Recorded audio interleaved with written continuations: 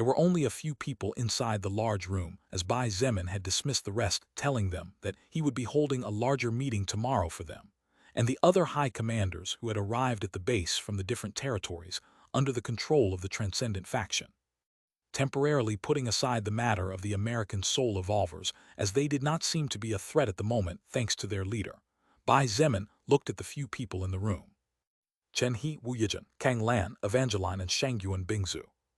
Of course, there was also Bai Shilin, who was now asleep sitting on his lap. As for Kali, the girl was tired, so Bai Zemin took her to the room that was meant for him to rest.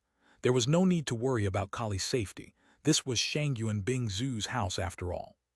Before I tell you about my experiences during the last half-year, I would like to know what happened, he asked in a deep voice.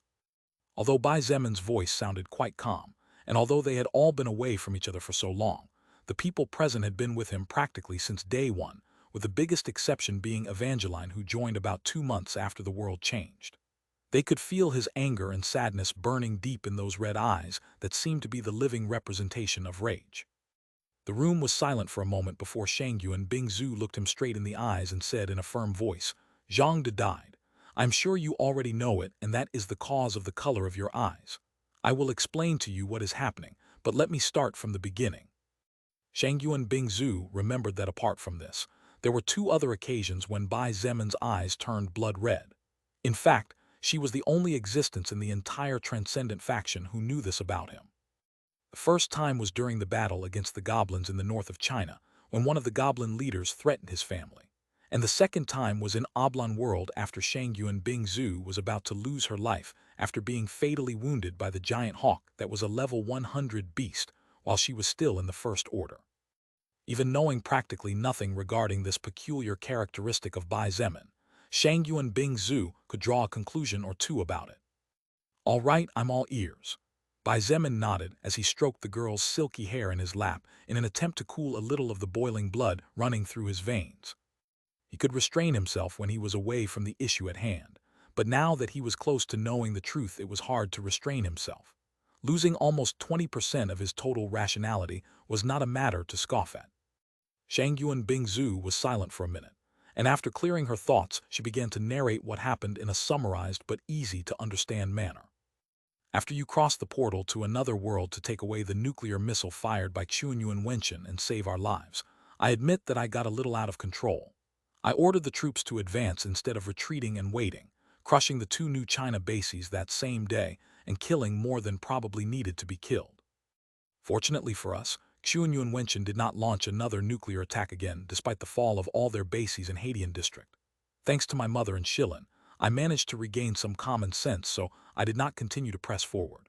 Doing so might have alarmed Chunyuan Wenchen even more, and if he had already fired 1 missile, there was no guarantee he wouldn't fire a second.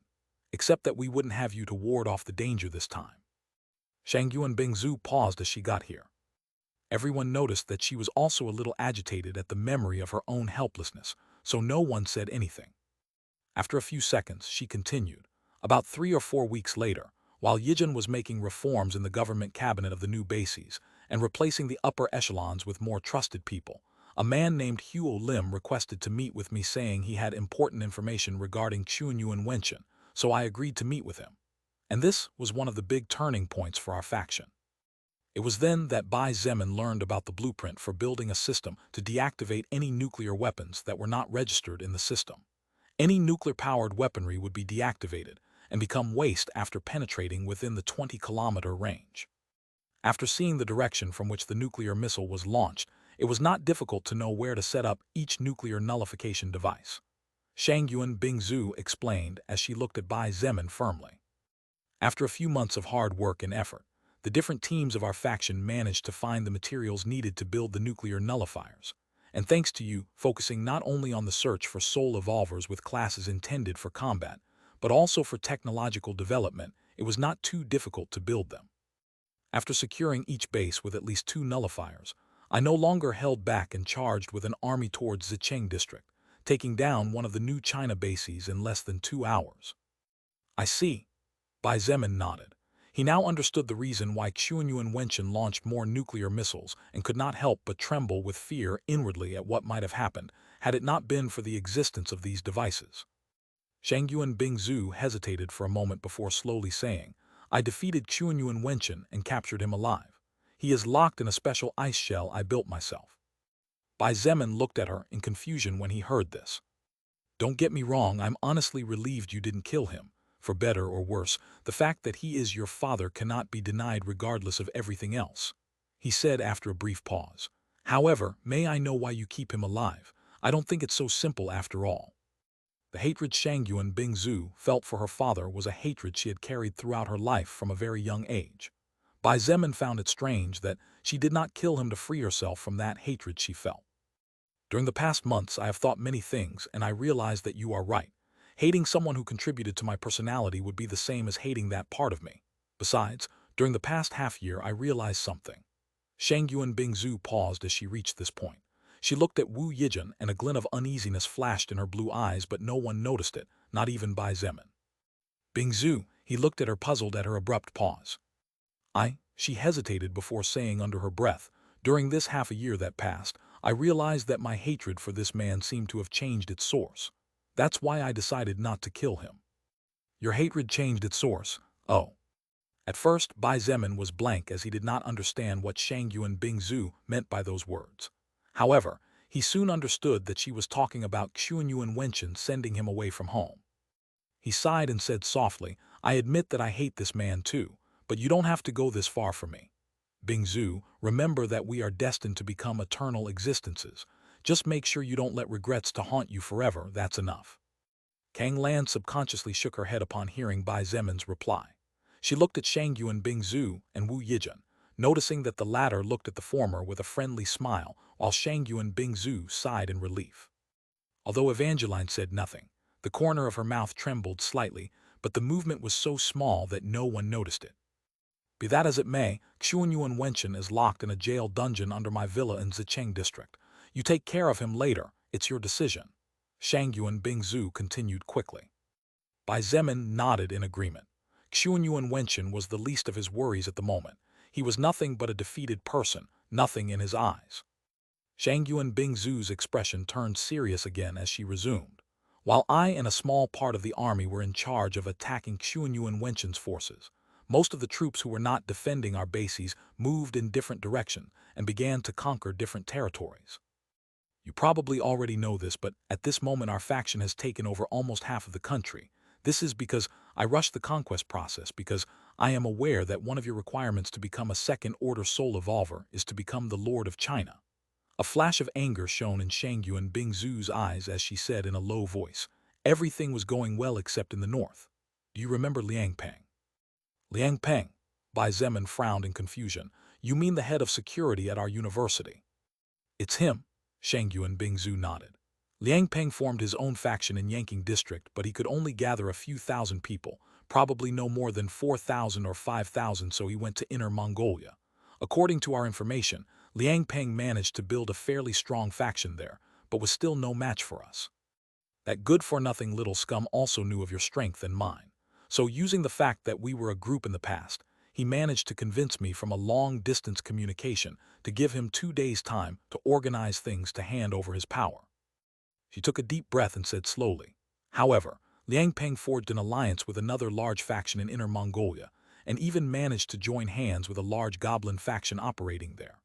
As if that wasn't enough, the Russian army is also sticking its nose in, and according to the soldiers, we captured Liang Peng, and the other human leader promised them a large sum of resources in exchange for military strength.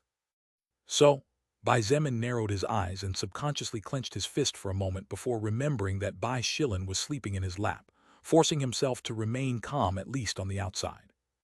The other side has a great store of power. They even have 8 third-order soul evolvers now. A union of 2 large human factions plus tens of millions of goblins, and the intervention of a large foreign faction is something even we can't take care of unless we treat it seriously. That's why I sent Zhangde, Fu Zufeng, Kai Jingyi, Nangong Lingxin, and Nangong Yi to lead the troops in the north, Shangyuan Bingzu said. She looked into his eyes and bit her lips to the point of drawing blood as she said with regret and guilt.